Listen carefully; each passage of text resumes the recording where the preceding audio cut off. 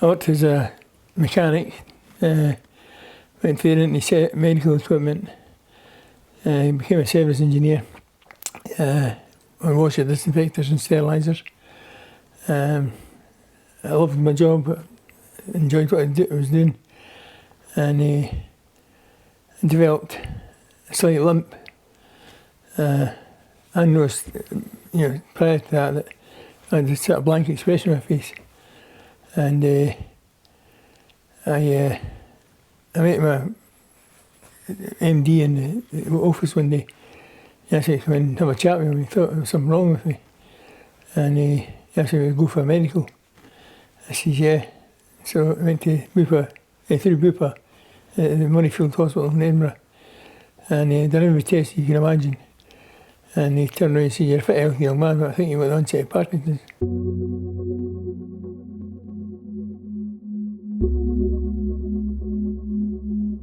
Oh, I made sure he was active. He always had a good to-do list. Yeah.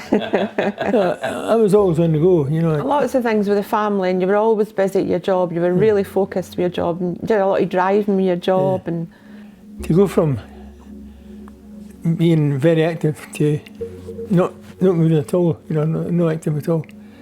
For me, going from somebody who probably wouldn't have said much, all of a sudden I become really protective. And I would go along to the meetings, and instantly I was going in with a different attitude, think I'm protecting John, I'm watching John.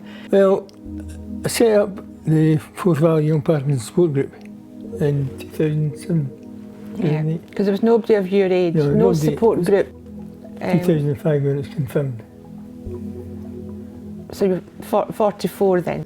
I found out, it was actually, I found the local paper, Stirling Observer, and a wee snippet in the back of it, all the groups that meet up or have meetings, and it said Parkinson's. So I phoned up and spoke to the lady.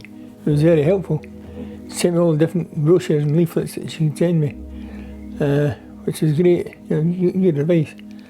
But it was all older people, So I went along to the meetings for a wee while, and then I got in touch with one of the girls from Parkinson's UK, Chloe McMillan, and said about setting up a group for younger people.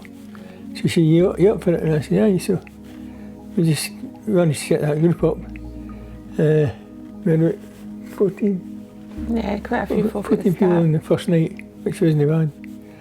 But, I don't know if there was younger ones anywhere else, if you were the first one. I was the first one. And we done a lot to support the Parkinson's UK. Right. And we had to find a place to have meetings.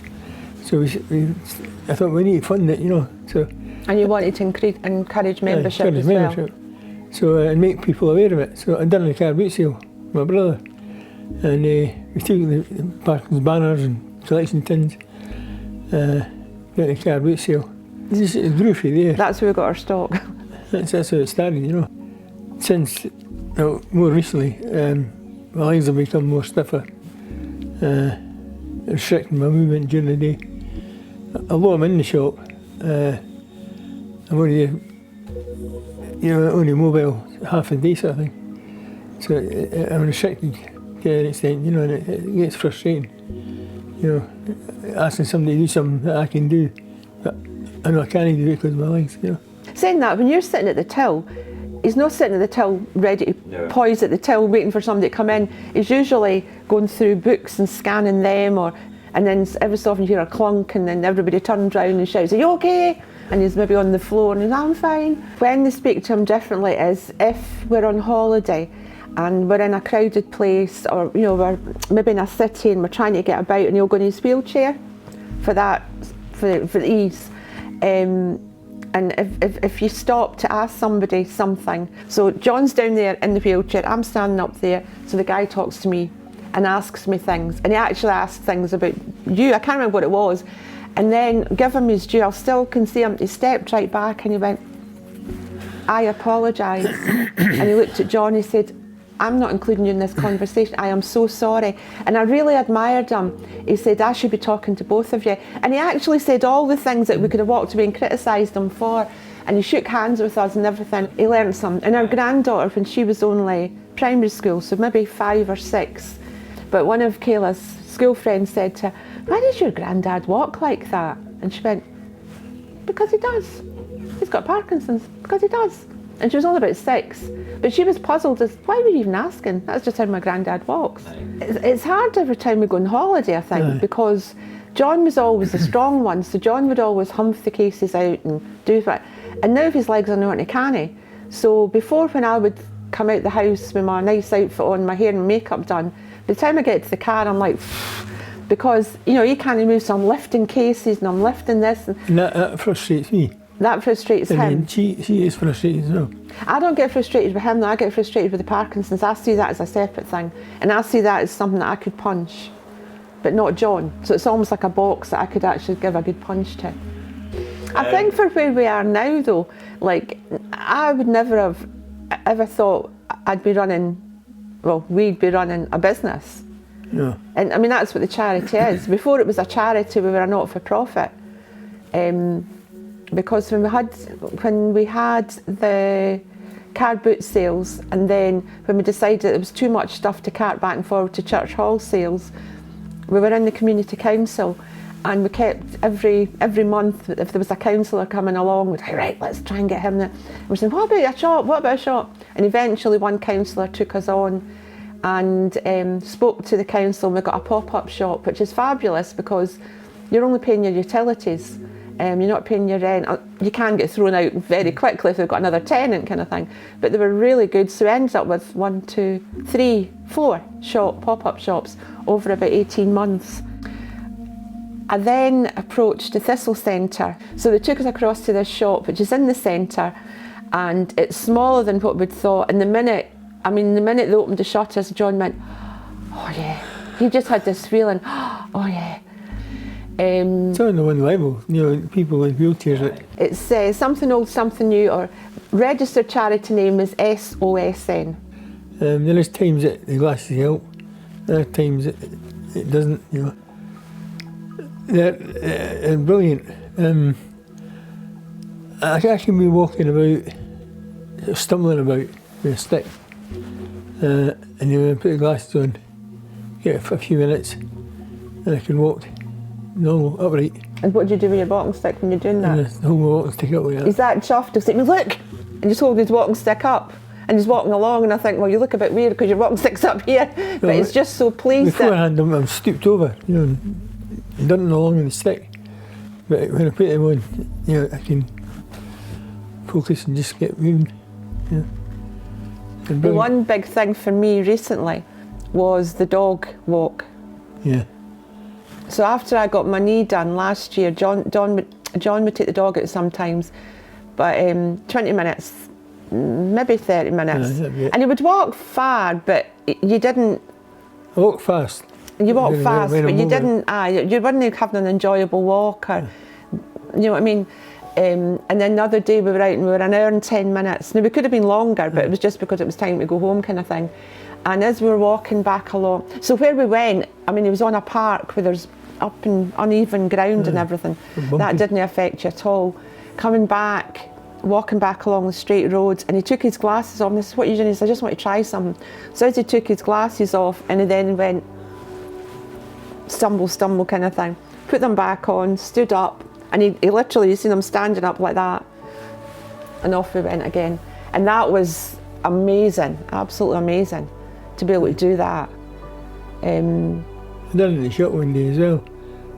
I showed them, you know, trying to walk up the shop, and I says, watch this, you know, put the glasses on. 2 or 3 minutes, I walked, and I held them with a stick. And there was one day last week, I mean, when John gets out of the bed, you know he's getting out of the bed because he stands up and he falls back down, he stands up and he falls back down. And I'm very gentle with him. I'm saying, are you all right, darling? What are you doing? What are you doing? I'm trying to sleep. So he's up and down, up and down. And then one day last week, he literally got up out of bed, and I heard the bedroom door shutting. And I thought, who did I sleep with last night? Because it wasn't John. It was so quick. It was like the old John. You know, like it was like he got out of bed and he walked to the door and he went, which he would normally have done years ago. And that was because he put you had the glasses on, so it worked that morning for him.